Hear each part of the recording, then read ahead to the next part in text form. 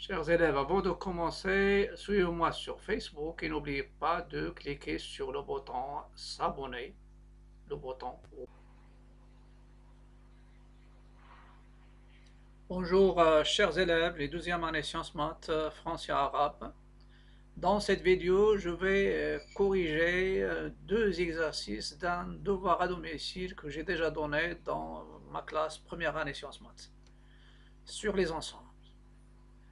Exercice 5, on considère les ensembles A, c'est l'ensemble des x appartenant à R, tel que 4 sur x carré moins 1 supérieur ou égal à 0, et B égale l'ensemble des x appartenant à Z, tel que x plus 1 sur 2x moins 1 appartient à Z. Déterminer en extension les ensembles A inter B, A union B, B moins A et N moins A. Cet exercice est un exercice de Al-Mufid en maths et c'est l'exercice 16, page 106. Al-Mufid en maths, première science maths. Solution. On a x appartenant à A équivalent, donc on va définir, on sait que l'équivalence donne l'égalité de deux ensembles. Une seule implication, il donne une seule inclusion, soit l'inclusion directe ou bien l'inclusion réciproque. Donc, x appartenant à A, c'est x appartenant à A, donc c'est l'ensemble des réels, et 4 sur x carré moins 1 supérieur ou égal à 0. Et l'équivalent à x appartenant à R est x carré moins 1 strictement positif. Donc, je vais dresser un tableau de signes de x carré moins 1. Vous savez que x carré moins 1, c'est x moins 1, facteur de x plus 1. Elle est nulle si x moins 1 égale à 0 ou x plus 1 égale 0. Donc ça c'est le 1. Donc x, ça c'est 1. Donc ou bien x carré égale à 1, ça donne x égale plus ou moins 1. Le A c'est positif, donc à l'extérieur c'est positif, à l'intérieur c'est négatif. Et ça va vous donner, puisqu'il est strictement positif, donc il y a deux intervalles. Donc ceci est équivalent, x appartient à moins l'infini moins 1 over union 1 plus l'infini, bien sûr, par ce tableau de signes. Donc A, puisqu'il y a des équivalences, donc A c'est l'intervalle, c'est l'union des deux intervalles, moins l'infini moins 1, union 1 plus. Donc c'est une écriture sous forme d'intervalle. Je passe maintenant à la question, c'est-à-dire B. En extension, donc ce qui est demandé, ce ne sont pas les A et les B, ce sont A inter B, A union B, B moins A et N moins A. X appartenant à B équivalent X appartenant à Z et X plus 1 sur 2X moins 1 appartenant à Z. Donc, on va essayer d'utiliser les critères de divisibilité, au moins, donc je dois me débarrasser de 2x moins 1 qui est au dénominateur. Donc je dois apparaître 2x au numérateur et aussi 2x moins 1 en ajoutant et en retranchant. Donc pour faire apparaître, donc je commence par faire apparaître 2x. Donc ceci implique que x appartenant à z est 2 fois un nombre qui appartient à Z, c'est un nombre qui appartient à Z. Mais si vous avez par exemple 2P appartenant à Z, ceci n'implique pas que P, c'est un entier relatif. Mais si vous avez P, un entier relatif, mais celle-ci, l'implication réciproque, elle est vraie. Si P est un entier relatif, le double, c'est un entier relatif. Mais dans ce cas, normalement, si vous avez 2P appartenant à Z, ça veut dire P c'est un entier relatif divisible par 2. Donc c'est pourquoi j'ai fait uniquement une implication. Et après, ça devient une équivalence. Équivalent x appartenant à z et 2x plus 2 sur 2x moins 1 appartenant à z. Équivalent x appartient à z. Et ici, je vais essayer de faire apparaître, je retranche et j'ajoute. Donc, je fais ici 2x moins 1 plus 1, ou bien 2x, je remplace 2 par 3 moins 1. Et après, je vais procéder à un rapport. Après, je vais prendre, donc ceci est équivalent, donc ce rapport où il y a la somme, je vais le considérer comme deux rapports. Vous avez A sur A plus C sur B, sur A, c'est A sur A plus C bien sûr, ou bien B sur A. Donc dans ce cas-là, je fais la somme. Je somme ces deux-là, voilà, sur 2x moins 1 plus 3 sur 2x moins 1. Et dans ce cas-là, je serai sûr, après, je vais simplifier. Donc, je fais la simplification. Ça me donne par équivalence x appartenant à z et ce nombre qui est déjà, c'est un rapport, plus 3 sur 2x moins 1, bien sûr, ça reste dans z parce que c'est le même. Ceci est équivalent x appartenant à z et ce rapport-là, c'est 1 plus 3 sur 2x moins 1 et la partie à z. Ça, c'est très intéressant. Et ceci est équivalent, je sais que 1, c'est un entier relatif, donc forcément 3 sur 2x moins 1, il doit être dans l'ensemble z. Ceci est équivalent x appartenant à z et 3 sur 2x moins 1 appartenant à z. Vous pouvez remarquer ici que si j'ai cette proposition, je peux revenir x appartenant à z et ça ce rapport appartenant à z. Donc si j'ajoute 1, il reste dans z. Donc il y a double implication. Ceci est équivalent x appartenant à z et 2x divise 3 dans l'ensemble z. Ça, c'est très très intéressant, ce genre de questions. Donc, quels sont les diviseurs de 3? L'ensemble, les diviseurs de 3, bien sûr, dans l'ensemble z. Vous avez 1 et vous avez 3, mais n'oubliez pas, il y a moins 3, il y a moins 1, il y a 1, il y a 3. Ce sont l'ensemble des diviseurs de 3 dans l'ensemble Z. Donc ça, c'est quoi? C'est D de 3. Donc, ceci est équivalent x, 2x, x appartenant à z, et 2x moins 1, il appartient à l'ensemble des diviseurs de 3. C'est moins 3, moins 1, 1, 3. J'ai déjà traité ce genre de questions dans des exercices d'application. Donc, je traite par exemple la première. Donc, qu'est-ce que je vais faire? Je vais ajouter, donc à partir de celle-ci, je vais en déduire 2x à partir. Et j'ajoute 1 ici. Si j'ajoute 1 ici, ça donne 2x. Donc, j'ajoute aux éléments 2x. Donc, ça donne moins 2. Moins, c'est moins 2 ici. Moins 2. 0.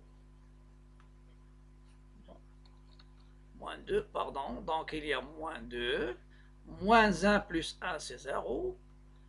1 plus 1, c'est 2. 3 plus 1, c'est 4. Et après, je divise, c'est-à-dire je multiplie par 1 demi. Ça me donne x appartient, moins 2 sur 2, c'est 1, moins 1, 0. 2 sur 2, c'est 1, et 4 sur 2, c'est 2. Donc, B, il est inclus dans moins 1, 0, 1, 2. Pourquoi? Car il y a bien sûr il y a une inclusion ici, parce qu'il y a uniquement une implication. Donc, qu'est-ce que je vais faire maintenant? Je vais vérifier que tous les éléments de l'ensemble moins 1, 0, 1, 2, que tout élément 2, c'est-à-dire l'inclusion réciproque, moins 1, 0, 1, 2, est inclus dans B. Donc, c'est simple, je vérifie que chaque élément de cet ensemble est un élément de B. Si x égale à moins 1, si x égale moins 1, c'est-à-dire je vais montrer que tout élément de l'intervalle moins 1, 0, ce sont des éléments de B. Si je prends x égale moins 1, x égale à moins 1, et je vais voir est-ce que ce moins 1, est-ce que moins 1, est-ce que ça va nous donner un élément de B? Parce que les éléments de B, c'est quoi? Ce sont les x appartenant à R, les x appartenant à Z, et vérifie le rapport. Donc, et vérifie le rapport. Donc, on a montré que B, il est inclus dans moins 1, 0, 1, 2. Maintenant, on va essayer de voir est-ce que les éléments de l'ensemble que je l'appelle par exemple C, cet ensemble que je l'appelle C, est-ce que cet ensemble, il est inclus dans B? Tout élément de cet ensemble est un élément de B. Moins 1 pour qu'il soit un élément bien sûr de moins 1, c'est un élément, il faut que le rapport que je forme avec moins 1 donne un élément de Z. Si je prends x égale à moins 1, donc moins 1 plus 1 sur, donc ça donne 0, 0 appartenant à Z, donc cet élément, le moins 1, donc moins 1, il appartient à B. Même chose ici, 0 est un élément de B. Si je remplace x par 0 dans ce rapport, j'obtiens un entier relatif. La même chose, c'est 0 plus 1 sur 0 moins 1 moins 1, ça donne moins 1, c'est un élément. Donc, s'il nous donne un rapport, par exemple, si je tiens moins 1 sur 2, n'appartient pas à Z, dans ce cas-là, le 0 n'est pas un élément de B. C'est x égale à 1. Je remplace, j'obtiens 2. Si j'obtiens par exemple 2 sur 3, ou bien 2 sur 4, ça veut dire un demi, un élément qui n'appartient pas à Z. Dans ce cas-là, cet élément n'appartient pas. Donc, je parle de ces éléments. Voilà. Cet élément aussi. L'élément 0. L'élément moins 1. Voilà. Maintenant, donc, pour 1, ça donne 1 plus 1, 2 sur 1, c'est 2. Donc, c'est un élément. Donc, le 1, ce 1, c'est un élément. Ce n'est pas ce 2-là. Si x égale à 2, je remplace aussi 2 plus 1 sur 4 moins 1. Ça donne 1, c'est un élément. Et finalement, j'obtiens B, C. Donc tout ça, qu'est-ce qu'il me donne? Tout ça, il me donne que l'intervalle, l'ensemble, moins 1, 0, 1, 2, cet ensemble, il est inclus dans B. Il est inclus dans B. Donc, moins 1, 0, 1, 2, cet ensemble, il est inclus dans B, dans B.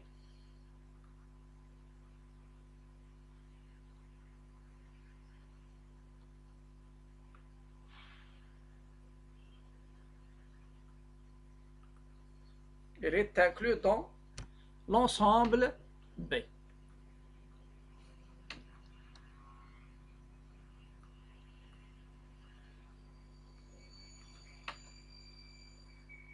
Voilà. Il est inclus dans l'ensemble B. Et finalement, le B, c'est quoi? C'est l'ensemble moins 1, 0, 1, 2. Après, je vais définir les intersections.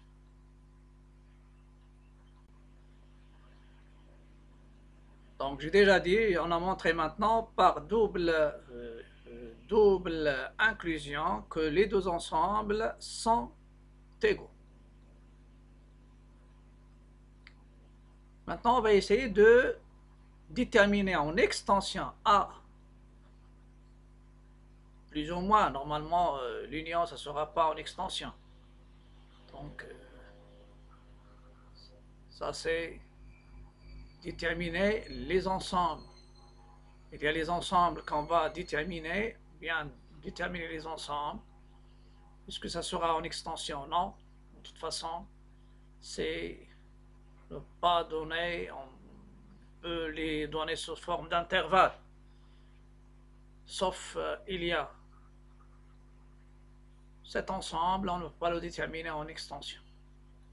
C'est-à-dire, on va donner les éléments de cet ensemble. C'est-à-dire l'union. On va le donner sous forme d'intervalle. Donc, j'ai déjà l'ensemble, je serai obligé de faire un axe où il y a moins l'infini et il y a plus l'infini. Je schématise l'ensemble A, c'est l'union de deux intervalles. Il y a moins 1, donc c'est ça l'ensemble A, et il y a 1 plus l'infini. Ça, c'est l'ensemble A. Ça, c'est l'ensemble A normalement. Il est formé de deux morceaux. Il y a le 0 ici. Il y a 0. Et maintenant, le B c'est quoi? C'est moins 1, donc je coche aussi les éléments de B. Il y a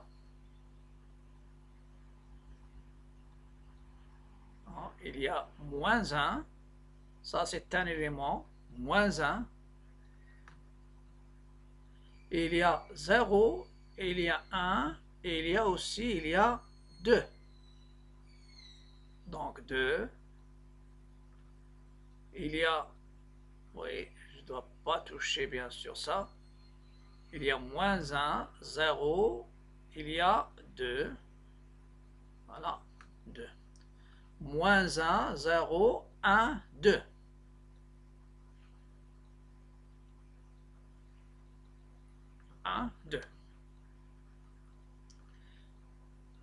Donc, si je veux maintenant déterminer l'intersection. L'intersection entre donc A, B, il y a moins 1, 0, 1, 2. Le seul élément qui appartient à A et qui appartient à B, qui est moins 1, 0, 1, 2, c'est 2. Donc l'intersection, c'est l'ensemble, le singleton 2. Donc, j'ai fait un schéma. Si je prends A union B, A union B, c'est pas en extension, mais c'est donné sous forme d'intervalle. Donc c'est l'intervalle moins l'infini moins 1 over, et puisque l'union est formée par les éléments qui sont soit dans A, soit dans B, soit dans l'intersection, j'ajoute normalement donc l'intervalle moins l'infini moins 1, qui le moins 1 n'appartient pas, mais puisqu'il est dans B, ça sera dans l'union, donc ça sera l'intervalle fermé. Même chose pour 1. L'intervalle ici c'est ouvert, après il va devenir intervalle fermé lorsque j'ajoute le singleton 1 par union. Et ce qui reste normalement à l'intérieur, non. Je dois prendre le singleton 0. Voilà. Quels sont les éléments qui appartiennent à A et qui n'appartiennent pas à B? B-1. X appartient à B-1. Équivalent X appartient à B et X n'appartient pas à A. Quels sont les éléments qui sont dans B et qui ne sont pas dans A? Qui sont dans B et qui ne sont pas dans A. Le moins 1, il est dans B et il n'est pas dans A. Le 0, elle est dans B et il n'est pas dans A. Le 1, c'est un élément de B, c'est pas un élément de A. Le 2, c'est un élément de B et c'est un élément de A parce que c'est un élément de l'intersection. Donc B-A, c'est quoi? C'est l'ensemble moins 1, 0, 1. Le N-A. Le N, n normalement, c'est de 0, 1, 2, 3, etc. Moins a. Si vous faites le n moins a, le n moins a. Le a, il contient tous les antinaturels qui sont strictement supérieurs à 1. Ça veut dire, il contient, voilà, ça c'est, si je prends pour l'autre x appartenant à n moins a, ceci est équivalent, x appartient à n et x n'appartient pas à a. X appartient à n et n'appartient pas à a. Donc, x appartient à n moins a. Ça donne x appartient à n et n'appartient pas à a, c'est-à-dire le complémentaire. Donc, c'est le complémentaire de n, mais le complémentaire, normalement, c'est n inter à barre. Bien, normalement ici, c'est mieux, je prends x appartient, c'est-à-dire je reviens à la définition. Appartient à n moins a, équivaut, x, c'est un antinaturel, appartient à n, et x n'appartient pas à a. Appartient à n, mais n'appartient pas à a. Quels sont les éléments qui sont dans n et qui ne sont pas dans a?